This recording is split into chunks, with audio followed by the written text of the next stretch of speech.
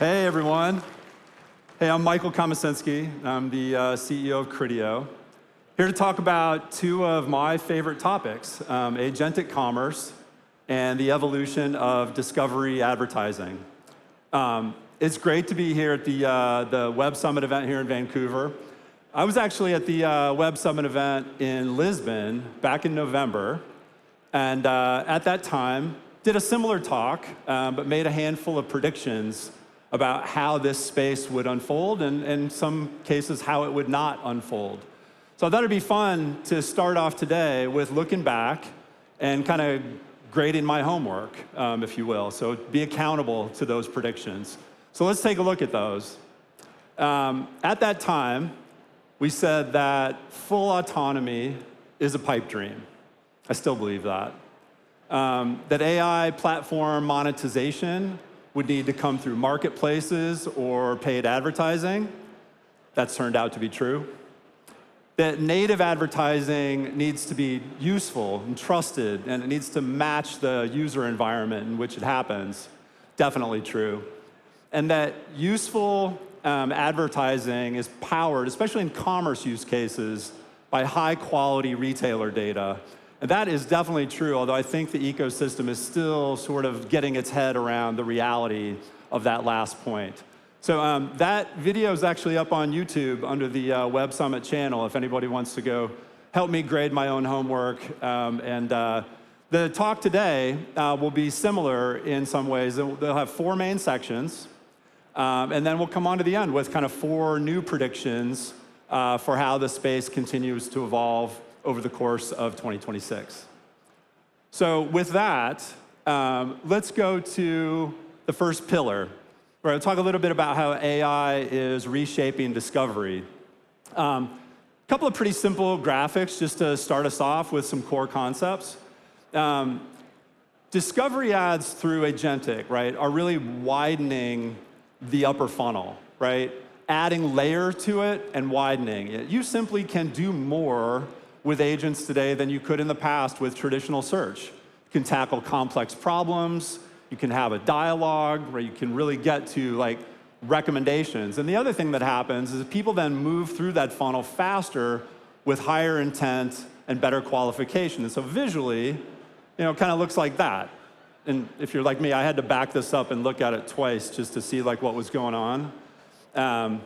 And in our Criteo data that we see in the early days of serving ads on OpenAI, we find that AI-referred traffic converts at a 1.5 times rate of traditional search. So it really proves that point about velocity down through the funnel from a wider aperture where people are really able to get better qualified on any of the customer journeys that they're undertaking.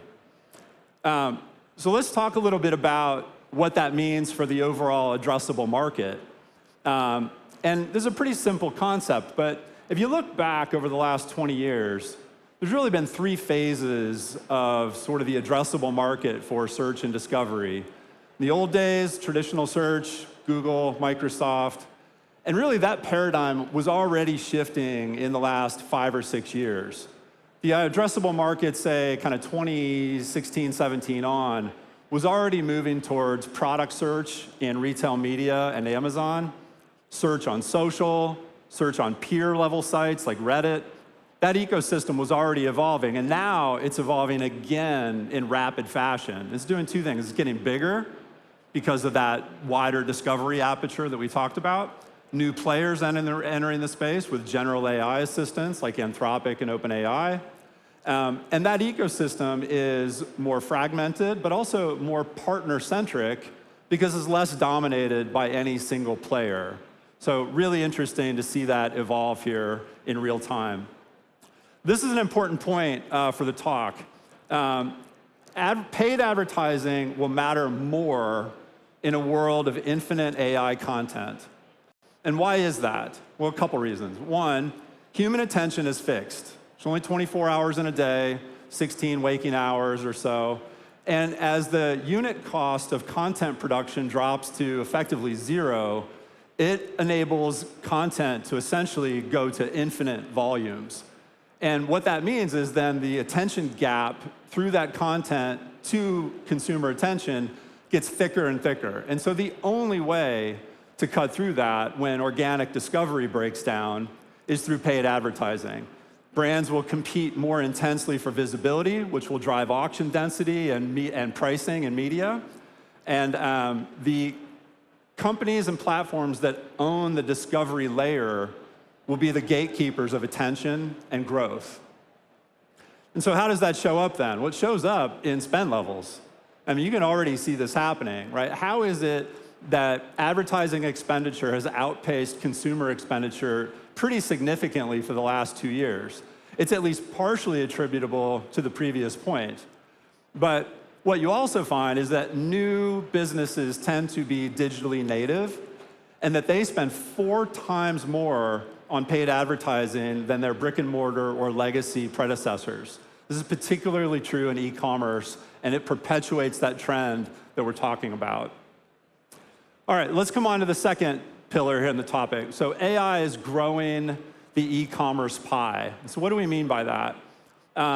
Let's take a look at 3 great examples, not general AI assistants, actual retailer shopping assistants.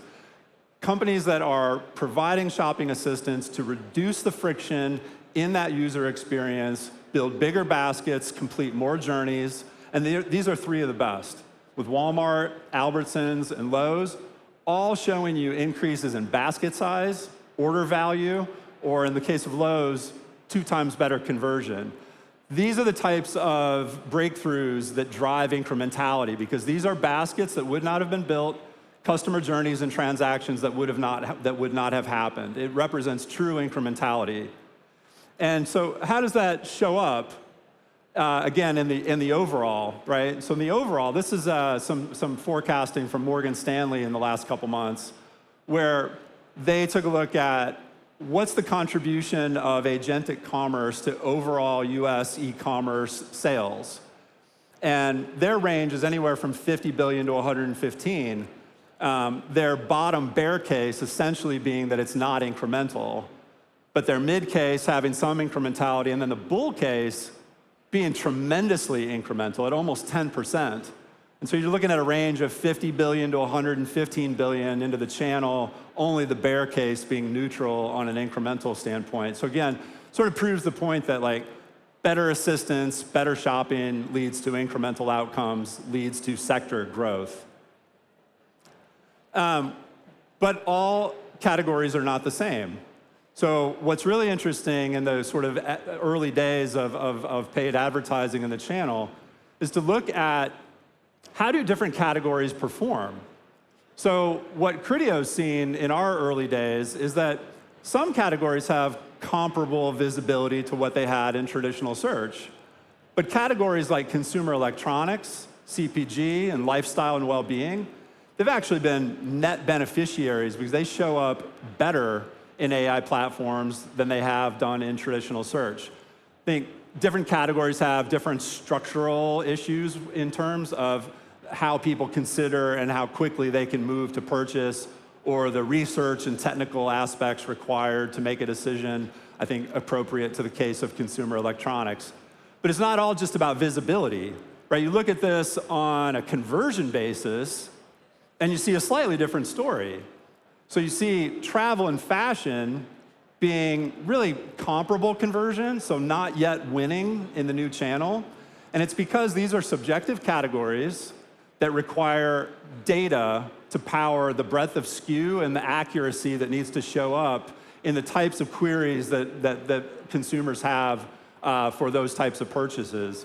If you're over on the other side, you are seeing the higher conversion rates, and that's the 1.5x that I mentioned. In fact, 1 or 2 of these categories were showing upwards of 1.7 times better conversion, which is a really powerful business driver for those categories that they should continue to lean into. Now we're coming on to the third pillar. AI drives discovery, but transactions stay with retailers. A couple of moats that retailers have that are fairly obvious, like on the surface. Things like customer service, payments, fulfillment, price. But there are even more powerful, underappreciated moats below the surface. things like control, choice, just the joy of shopping, right? The emotion of it, assortment and variety, and the loyalty that people have to brands and retailers. Those are not easily displaced. But there will be intense competition to own the transaction layer in this new agentic commercial world. But retailers have several moats to fall back on, and I think you'll continue to see them try to build on those advantages and maintain their position in the channel. And when you look at it on a consumer level, there's actually some great statistics that support that. 55% of consumers in a study that we conducted as Criteo were hesitant to put their payment information into their general AI assistant. That's a huge barrier to get over. And then also in that same study, we found that shoppers trust AI assistants on retailer domains 3 times more than general assistants. And I think that that gets to the power and efficacy of contextual shopping in a branded environment and the power that high quality data creates in terms of relevancy and recommendation in those moments. However, both things can be true. General AI assistants are going to continue to scale massively. There'll be billions of daily active users over the next year or two across the 3 or 4 major platforms. But also specialized assistants will start to scale directly. We saw a couple of them on the slide back, a couple slides back, but there will be others. And they will have advantages in the verticals that they play because they'll have better access to high quality data to drive better experience. And actually, we think that these two things can start to work hand in hand. You'll have this horizontality with general AI assistants intersecting with the power and efficacy of vertical assistants or specialized assistants. And both of these things can be true. And that's the paradigm that we at Criteo see sort of evolving over the next year or two. But it's not all about the assistants. Let's look at ad formats, because you also start to see agentic coming into every touch point. Everything can be an agentic touch point now. So on the left, this is an early pilot from ChatGPT. Most people know about this. Contextual ads placed below the fold, relevant to the conversation that you're having in ChatGPT. Chatbot ads, the next one, which is really those types of retail solutions that we looked at earlier, where they're able to mix organic and sponsored recommendations. And that's an experience that we've all become used to in retail media over the last few years. I think product prompts are really interesting because it's like, this is the question you should be asking, and the ability to sponsor to get into that interaction. And then lastly, conversational ads. I think it's a really powerful unit. Has the ability to turn every impression into a two-way dialogue where a consumer can signal intent and an advertiser can respond by providing higher degrees of relevancy and personalization. Really creates like a sort of mini surface across a variety of touch points. And also, you know, we talked at the beginning of the talk here about the funnel, right? It got wider and then people moved through it faster. Well, this is the data point that pays off that point about going faster. 70% of AI-referred traffic that goes to retail now lands on a product detail page instead of the home page. And that's up from 50% a year ago. And so that's just super interesting. Now, what it doesn't mean that retailers suddenly turn into single SKU sellers, right? There's ample opportunity to work with that landing event and use the real estate around that product detail to do effective bundling, promotion, and basket building, right? There's opportunity to do brand work with video and display, kind of right-hand rail. And then, of course, people that bought this, bought that, basket building. Another thing that's not shown on the slide in our research, we found that almost 60% of shoppers want to have something relevant additionally recommended to them beyond the single product that led them to that landing page, right? That is the joy of shopping showing up in survey results, and it's powerful. All right, let's come on to the fourth pillar. Look, so today, the whole space is pretty nascent. So you've got kind of the typical skill sets working in silos and in some ways being adapted from traditional search or the paradigm that we had previously. But we believe that the industry will need to move towards a model that supports integrated AI presence. And so you'll see these different sort of skill sets or silos start to collapse to an integrated model. And let's sort of dig into that for a second and look at sort of where we are today in terms of inputs and where I think we can get to probably sometime in the next year or two. So today, this is a very nascent space, right? So integrated AI presence really comes down to some pretty basic inputs. You've got crawlers looking at publishers and review sites, some license data, and mentions as the currency that drives visibility. And on the paid side, it's impressions and clicks, and it's pretty basic. But what this could evolve to over the next couple of years is something much more robust, right? This could be a fully integrated, outcome-based system that's powered by richer data and closed-loop feedback. And that'll happen because on the organic side, you'll start to get retailer data being piped in a smart and governed way.